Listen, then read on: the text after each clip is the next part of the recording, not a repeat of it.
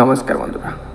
রাজা মিডাস একজন অত্যন্ত ধনী রাজা ছিলেন, যিনি একজন সমৃদ্ধ রাজ্য শাসন করতেন।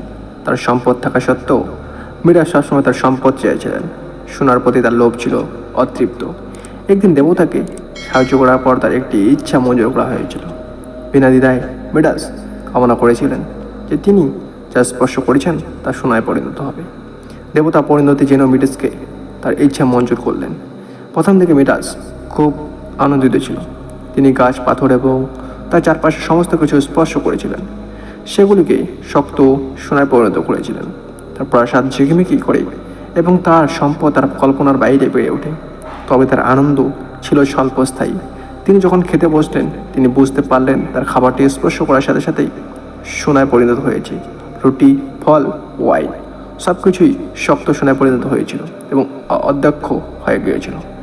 হতাশা মিডাসকে আঘাত করেছিল যখন তার প্রিয় কন্যা তার কাছে ছুটে আসে এবং তাকে জড়িয়ে ধরে সোনার মূর্তিতে পরিণত হয়। মিডাস বিধ্বস্ত হয়ে পড়েছিল। বুঝতে পেরেছিলেন যে তার লোভ তাকে সত্যি অর্থে গুরুত্বপূর্ণ সব কিছু, খাবার, তার পরিবার, এমনকি ভালোবাসা উপভোগ করার ক্ষমতা কেড়ে নিয়েছে। যা সর্বশ্রেষ্ঠ ছিল তা ছিল নিষ্পাপ সোনা, যা তাকে কোনো সুখ দেয়নি। তার পথের ত্রুটি বুঝতে পেরে মিডাস তার ইচ্ছে ফিরিয়ে নেওয়ার জন্য দেবতার কাছে প্রার্থনা করেছিলেন। তিনি অনুরোধ করেছিলেন যে তার লোভ তার কাছে মূল্যবান সব কিছু ধ্বংস করেছে। দেবতা মিডাসের প্রতি করুণা করেছিলেন এবং অভিশাপটিকে উল্টে দিয়েছিলেন। তাকে আত্মাধিক লোভের বিপদ সম্পর্কে একটি মূল্যবান পাঠ শিখিয়েছিলেন। প্রয়োজনের চেয়ে বেশি দাবি করার পরিণতি মিডাসের সত্যি গুরুত্বপূর্ণ বিষয়গুলির ক্ষতি। রাজা মিডাসের কাছে তার প্রয়োজনের সমস্ত কিছু ছিল, কিন্তু তার লোভ তাকে সেই জিনিসগুলি হারতে পরিচালিত করেছিল, যা তাকে প্রকৃত আনন্দ এনেছিল। তার সম্পদ, তার সম্পর্ক, তার স্বাস্থ্য এবং মানসিক শান্তি। আত্মধ্বংস। লোভ প্রায়শই আত্মধ্বংসের দিকে নিয়ে যায়। প্রয়োজনের চেয়ে বেশি দাবি করা আপনাকে এমন সিদ্ধান্ত নিতে বাধ্য করতে পারে যা নিজের এবং আপনার চারপাশে অন্যদের ক্ষতি করে। নাম্বার 3, অতৃপ্ত ইচ্ছা।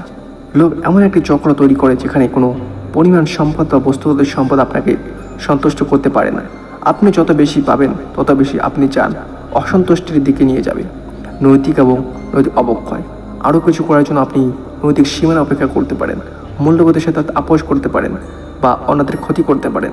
যেমনটি মিডাস তার মেয়েরকে সোনায় পরিণত করেছিল। কেন আমাদের দান করা উচিত? উদারতা এবং দান্তপল্লবের পরিশোধকে হিসেবে কাজ করে।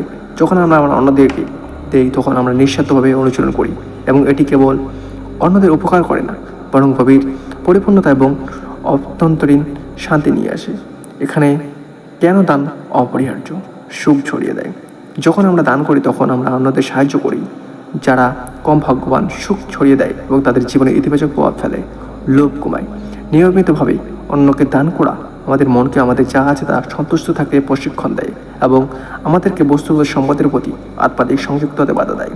নাম্বার 3, দান করা অনুমতি এবং সংবেদনা বোধকে লালন করে। এটা আমাদের মনে করিয়ে দেয় যে আমরা সবাই পরস্পর সংযুক্ত এবং অন্যদের সাহায্য করার মাধ্যমে আমরা নিজেদের জন্য একটি ভালো সমাজ তৈরি করি। নাম্বার 4, উদ্দেশ্য অনুভূতি তৈরি করে। উদারতা কাজগুলিকে উদ্দেশ্য এবং সন্তুষ্টি গভীর অনুভূতি দেয়। অন্যদের সাহায্য করে এক ধরনের আনন্দ নিয়ে আসে যা বস্তুগত সম্পদ দিতে পারে না। নাম্বার 5, কর্মের পুরস্কার। হিন্দু ধর্ম সহ অনেক আত্মাধিক সাহায্য ঐতিহ্য এটা বিশ্বাস করা হয় যে দান্তব্য কাজগুলি ভালো কর্ম সঞ্চয় করে, ভবিষ্যতের পরিস্থিতিতে এমনকি ভবিষ্যতের জীবনে ইতিবাচক ফলাফল নিশ্চিত করে। রাজা মিডাসের গল্প আমাদের শিক্ষা দেয় যে প্রয়োজনের চেয়ে বেশি দাবি করা বিপদ। তার লোভ তাকে সত্যিকার অর্থে গুরুত্বপূর্ণ সব কিছু খরচ করে। বিপরীতে দানের মাধ্যমে উদারতা অনুশীলন করে সন্তুষ্টি আনতে পারে, অন্যদের সাহায্য করতে পারে এবং লোভের ধ্বংসাত্মক প্রভাব থেকে আমাদেরকে রক্ষা করতে পারে। দান করার মাধ্যমে আমরা সম্পদের চেয়ে বেশি পাই, আমরা সুখ, শান্তি এবং আত্মাধিক পরিপূর্ণতা পাই। সো বন্ধুরা, এরকম অবশ্যই চ্যানেল সাবস্ক্রাইব করে দেবো। জয় হিন্দ, বন্দে মাতরম। হাতে থাকি, জয়।